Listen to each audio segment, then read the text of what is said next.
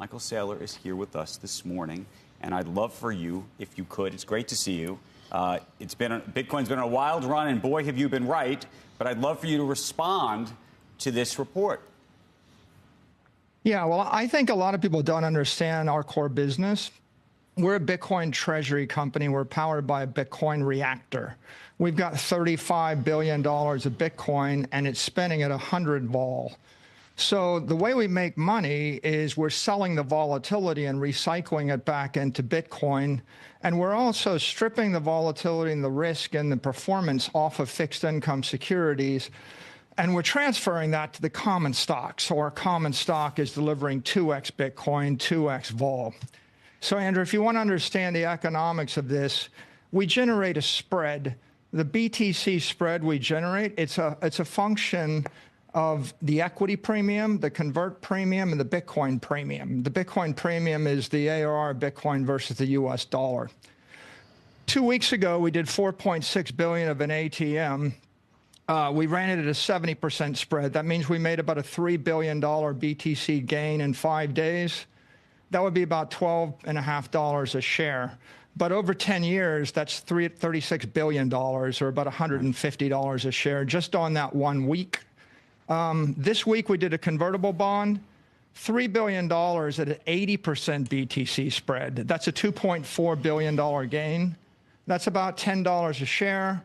But over 10 years, that's $125 a share to the shareholders.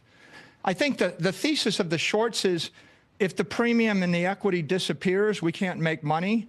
What they miss is that when we actually borrow money at 6% and we invest it in Bitcoin, and Bitcoin goes up 30%, and by the way, Bitcoin's going up 60%, we're getting a 90% BTC spread, but it would be 80% BTC spread, which means the $3 billion fixed income raise in preferreds or bonds generates the same $125 a share and $30 billion over 10 years. So once you understand that, you have a different view of the company.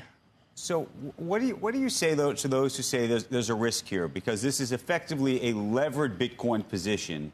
And if, in fact, Bitcoin goes down, this becomes a much more complicated situation. Yeah, well, the number one risk you take is the existential risk that Bitcoin has an extinction level event and goes to zero immediately tomorrow.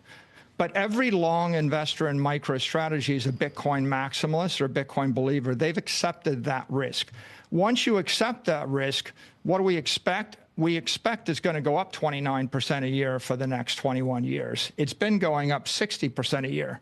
So the people that are buying the equity are buying the equity because they want 2x Bitcoin, they want 2x vol.